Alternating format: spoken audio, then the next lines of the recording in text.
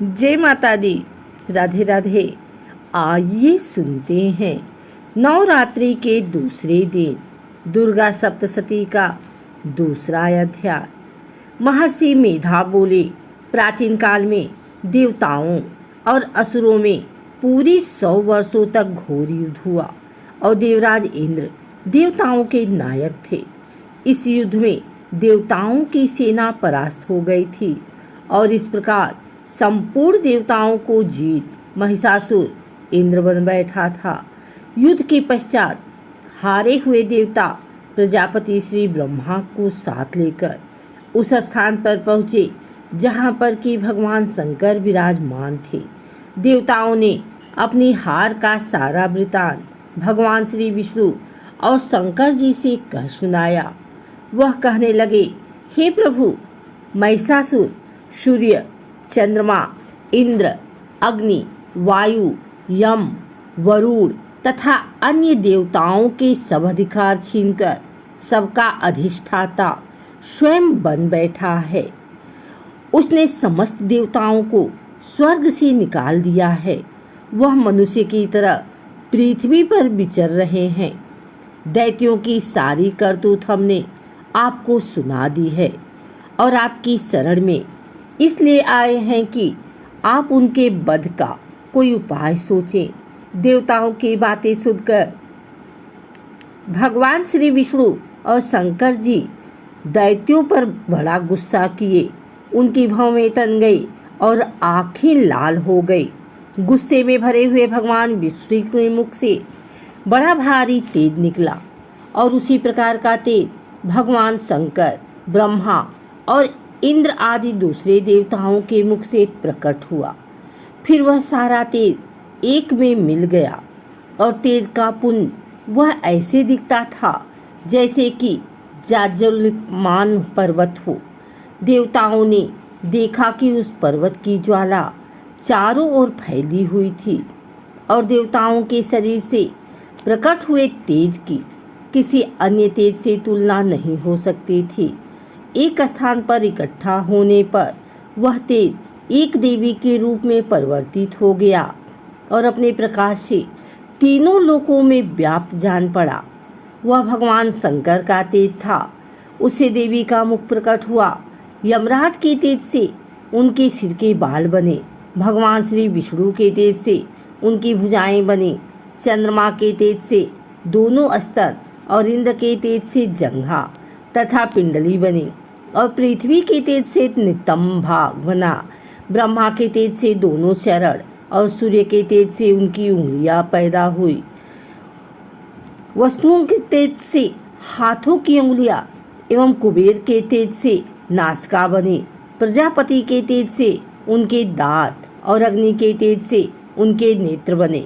संध्या के तेज से उनकी भौहें और वायु के तेज से उनके कान प्रकट हुए। इस प्रकार उस देवी का प्रादुर्भाव हुआ था। महिषासुर से पराजित देवता उस देवी को देखकर अत्यंत प्रसन्न हुए। भगवान शंकर ने अपने त्रिशूल में से एक त्रिशूल निकालकर उस देवी को दे दिया और भगवान विष्णु ने अपने चक्र में से एक चक्र निकालकर उस देवी को दे दिया। वरुण ने देवी को शंख भेंट किया। अग्नि ने इन्हें शक्ति दी। वायु ने धनुष और बाण दिए। सहस्त्र नेत्रों वाले श्री देवारज इंद्र ने उन्हें अपने वज्र से उत्पन्न करके वज्र दिया और ऐरावत हाथी का 1 घंटा उतार कर देवी को भेंट किया। यमराज ने उन्हें काल दंड में से एक दंड दिया। वरुण ने उन्हें पास दिया। प्रजापति ने उस देवी को स्फटिक की माला दी और ब्रह्मा जी ने उन्हें कमंडल दिया। सूर्य ने देवी को समस्त रोमों में अपनी कीड़ों का तेज भर दिया। काल ने उन्हें चमकती हुई ढाल और तलवार दी और उज्ज्वल हार और दिव्य वस्त्र उन्हें भेंट किए और इनके साथ ही उसने दिव्य चूड़ामणि दी। 2 कुंडल, कंकड़, उज्ज्वल अर्धचंद्र, बाहों के लिए बाजूबंद, चरणों के लिए नुपुर, गले के लिए सुंदर हसली और अंगुलियों के लिए रत्नों की बनी हुई अंगूठियां उन्हें दी। विश्वकर्मा ने उनको फरसा दिया और उनके साथ ही कई प्रकार के अस्त्र और अभेद कवच दिए, और इसके अतिरिक्त उसने कभी न कुम्हलाने वाले सुंदर कमलों की मालाएं भेंट की। समुद्र ने सुंदर कमल का फूल भेंट किया। हिमालय ने सवारी के लिए सिंह और तरह तरह के रत्न देवी को भेंट किए। यक्षराज कुबेर ने मधु से भरा हुआ पात्र और शेषनाग ने उन्हें बहुमूल्य मणियों से विभूषित नागहार भेंट किया। इसी तरह दूसरे देवताओं ने भी उन्हें आभूषण और अस्त्र देकर उनका सम्मान किया। इसके पश्चात देवी ने उच्च स्वर से गर्जना की। उनके इस भयंकर नाद से आकाश गूंज उठा। देवी का वह उच्च स्वर से किया हुआ सिंहनाद समान न सका। आकाश उनके सामने छोटा प्रतीत होने लगा। उससे बड़े जोर की प्रतिध्वनि हुई, जिससे समस्त विश्व में हलचल मच गई और समुद्र कांप उठे, पृथ्वी डोलने लगी और सबके सब पर्वत हिलने लगे। देवताओं ने उस समय प्रसन्न हो सिंहवाहिनी जगतमयी देवी से कहा, देवी तुम्हारी जय हो। इसके साथ महर्षियों ने भक्ति भाव से विनम्र होकर उनकी स्तुति की। संपूर्ण त्रिलोकी को शोकमग्न देखकर दैत्यगण अपनी सेनाओं को साथ लेकर और हथियार आदि सजाकर उठ खड़े हुए। महिषासुर के क्रोध की कोई सीमा नहीं थी। उसने क्रोध से भरकर कहा, यह सब उत्पात है। फिर भी वह अपनी सेना के साथ उस ओर दौड़ा जिस ओर से भयंकर नाद का शब्द सुनाई दे रहा था, और आगे पहुंचकर उसने देवी को देखा जो अपनी प्रभा से तीनों लोकों को प्रकाशित कर रही थी। उनके चरणों के भार से पृथ्वी दबी जा रही थी।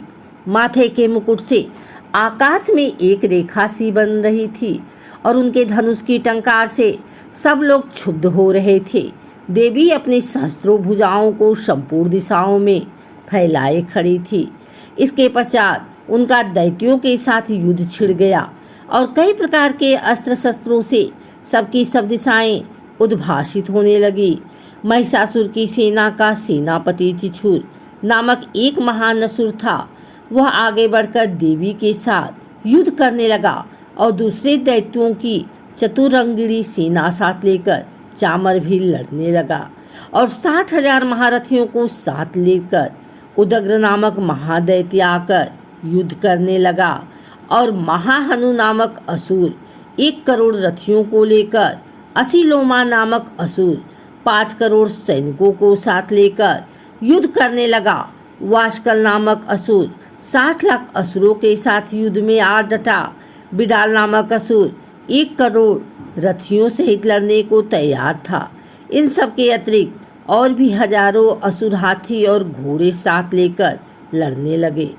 और इन सब के पश्चात महिषासुर करोड़ों रथों, हाथियों और घोड़ों सहित वहां आकर देवी के साथ लड़ने लगा। सभी असुर तोमर, भिंदीपाल, शक्ति, मूसल, खड़गों, फरसों, पट्टियों के साथ रणभूमि में देवी के साथ युद्ध करने लगे। कई शक्तियां फेंकने लगे और कई अन्य शस्त्रादि। इसके पश्चात सबके सब दैत्य अपनी अपनी तलवारें हाथों में लेकर देवी की ओर दौड़े और उसे मार डालने का उद्योग करने लगे। मगर देवी ने क्रोध में भरकर खेल ही खेल में उनके सब अस्त्रों शस्त्रों को काट दिया। इसके पश्चात ऋषियों और देवताओं ने देवी की स्तुति आरंभ कर दी और वह प्रसन्न होकर असुरों के शरीर पर अस्त्र शस्त्र की वर्षा करती रही। देवी का वाहन भी क्रोध में भरकर दैत्य सेना में इस प्रकार विचरने लगा जैसे कि वन में दावानल फैल रहा हो। युद्ध करती हुई देवी ने क्रोध में भरकर जितने श्वासों को छोड़ा वह तुरंत ही सैकड़ों हजारों गढ़ों के रूप में परिवर्तित हो गए। फरसे, भिंडीपाल, खड़ग तथा पट्टिस इत्यादि अस्त्रों के साथ दैत्यों से युद्ध करने लगी। देवी की शक्ति से बढ़े हुए वह गढ़ दैत्यों का नाश करते हुए ढोल, शंख व मृदंग आदि बजा रहे थे। तदंतर देवी ने त्रिशूल, गदा, शक्ति, खड़ग इत्यादि से सहस्त्रों असुरों को मार डाला। कितनों को घंटे की भयंकर आवाज से ही यमलोक पहुंचा दिया। कितने ही असुरों को उसने पास में बांधकर पृथ्वी पर धर घसीटा। कितनों को अपनी तलवार से टुकड़े टुकड़े कर दिए और कितनों को गदा की चोट से धरती पर सुला दिया। कई दैत्य मूसल की मार से घायल होकर रक्त वमन करने लगे और कई सूल से छाती फट जाने के कारण पृथ्वी पर लेट गए और कितने ही बार से कमर टूट गई। देवताओं को पीड़ा देने वाले दैत्य कटकर मरने लगे। कितनों की बाहें अलग हो गई, कितनों की गिरमाएं कट गई, कितनों के सिर कटकर दूर भूमि पर लुढ़क गए, कितनों के शरीर बीच में से कट गए और कितनों की जंघाएं कट गईं और वह पृथ्वी पर गिर पड़े। कितने ही सिरों व पैरों के कटने पर भी भूमि पर से उठ खड़े हुए और शस्त्र हाथ में लेकर देवी से लड़ने लगे। और कई दैत्यगण भूमि में बाजों की ध्वनि के साथ नाच रहे थे। कई असुर जिनके सिर कट चुके थे बिना सिर के धड़ से ही हाथ में शस्त्र लिए हुए लड़ रहे थे। दैत्य रह रह कर ठहरो ठहरो कहते हुए देवी को युद्ध के लिए ललकार रहे थे। जहाँ पर यह घोर संग्राम हुआ था वहाँ की भूमि रथ, हाथी, घोड़े और असुरों की लाशों से भर गई थी और असुर सेना के बीच में रक्तपात होने के कारण रुधिर की नदियां बह रही थी। और इस तरह देवी ने असुरों की विशाल सेना को क्षण भर में इस तरह से नष्ट कर डाला जैसे तृण काष्ठ के बड़े समूह को अग्नि नष्ट कर डालती है। और देवी का सिंहासन भी गर्दन के बालों को हिलाता हुआ और बड़ा शब्द करता हुआ असुरों के शरीरों से मानो उनके प्राणों को ढूंढ रहा था। वहां देवी के गणों ने जब दैत्यों के साथ युद्ध किया तो देवताओं ने प्रसन्न होकर आकाश से उन पर पुष्प वर्षा की। आइए सुनते हैं दुर्गा सप्तशती का तीसरा अध्याय। महर्षि मेधा ने कहा, महिषासुर की सेना नष्ट होती देखकर उस सेना का सेनापति चक्षुर क्रोध में भर देवी के साथ युद्ध करने के लिए आगे बढ़ा। वह देवी पर इस प्रकार बाणों की वर्षा करने लगा मानो सुमेरु पर्वत पानी की धार बरसा रहा हो। इस प्रकार देवी ने अपने बाणों से उसके बाणों को काट डाला तथा उसके घोड़ों व सारथी को मार दिया। साथ ही उसके धनुष और उसकी अत्यंत ऊंची ध्वजा को भी काटकर नीचे गिरा दिया। उसका धनुष कट जाने के पश्चात उसके शरीर के अंगों को भी अपने बाणों से बीध दिया।